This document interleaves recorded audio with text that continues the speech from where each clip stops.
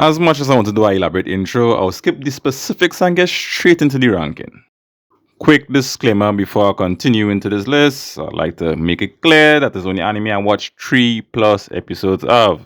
Also doesn't comprise of anime that came from the previous season falling into this season. For example, Couple of Cuckoos and Summertime Rendering, which I absolutely think slaps, but are off the table.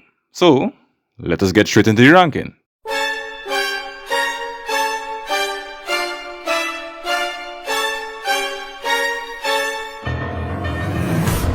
On the absolute last of my list, of all the degenerate animes I watch, I find this one dialed up to 11 a little too much, dog. She's basically a 30-year, 40-year-old vampire lady grooming and gaslighting a 14-year-old boy into falling in love with her. I was pretty yucky and disgusting. I really couldn't fathom that being this popular and nobody pointed it out. Actually, a few people pointed it out, but yes, it's disgusting. I couldn't handle this anime at all.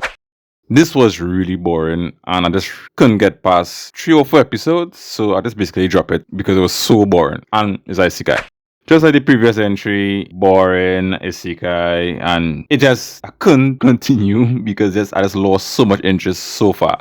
To me, this one kinda like Quality Night, but it didn't focus on to this grooming thing too much. I'd had like other aspects like the school and stuff, but I did drop it because it was boring and I'm just tired of these kind of anime. So yeah, it wasn't just a straight up perversion stuff, so I kinda slightly give it a pass. Only degenerates have this anime rated high. I do not know why it's so high because it's a typical overly righteous character that sees the good in everybody. And even in situations that it should be taken seriously, they're kind of like backing about and trying to see the good in the people that are shooting at them, which is weird to me and I would never get why people like these kind of characters. So yeah, it is one of my most hated animes this season, even though it's not low on the list. This have to be the weirdest title you'll probably read in a while, but it ended up being not too bad. The main characters sometimes absolutely annoying. The both of them, I don't care what people say, the both of them so annoying, but it was not bad totally and I kinda enjoyed it. It was a good anime.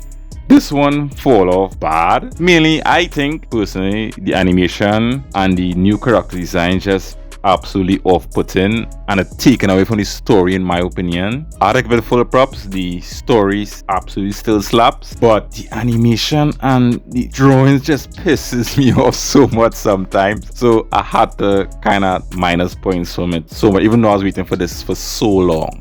Didn't want to put it so high, but it's not a bad anime. I was actually looking forward for new episodes and it's an enjoyable anime, I'm not gonna lie. I enjoy everything. The characters I think really well done and it kind of passed my own face even though some of the scenes weird. Totality is a decent anime. The hidden gem this season, I don't know why more people are not talking about this, but I probably just my bias for detective shows, but I think it slapped. It actually very well done. The plot twist, every case, perfection. Not gonna lie, actually enjoying this so much and I just want to go up to like 24 episodes or something because I just love detective shows. I'm gonna lie, the production issues with this one kind of piss me off because of all the isekais I watch. I think it's one of the best new gen isekais because have basically a new concept to the isekai genre and it's funny. It's funny. It have interesting characters. I love the designs and to me the characters are super likable. On top of all that, I really just hope it doesn't get abandoned at the amount of episodes have out right now.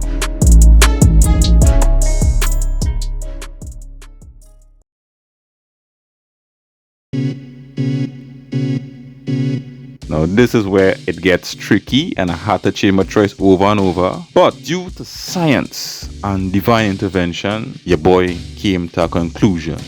Overlord Season 4, absolute banger. Had more an edge, dog. Not gonna lie, want more week after week. If it's about overtaking land, I dig. But jokes aside, very interesting. The characters, as usual, just such an interesting concept and a world. I just really love it. I just wish Madhouse did a better animation job for some of the fights, because it just feels so lackluster. But other than that, in totality, I have a nice 80% satisfaction rate. That is pretty good.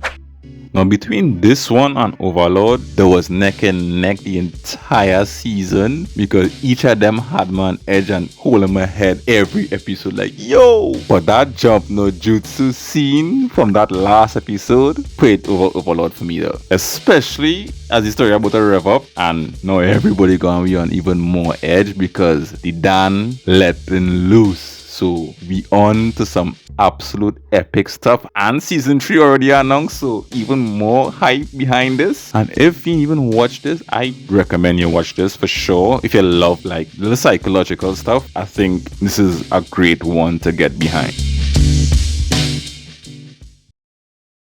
Now, at last for the number 1 pick. This one come out of nowhere and put all of the anime in the places, and it is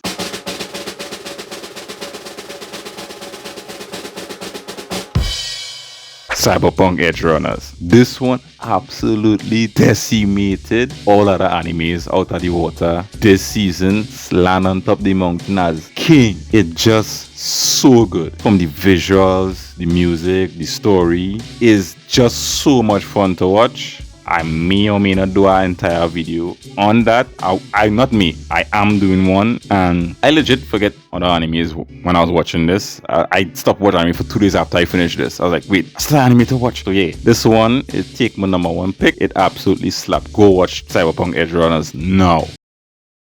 Thanks for sticking around. Leave a list for your favorite summer anime of 2022 in the comments. Don't forget to hit the like button, the sub button, help me with the algorithm. See you in the next video, and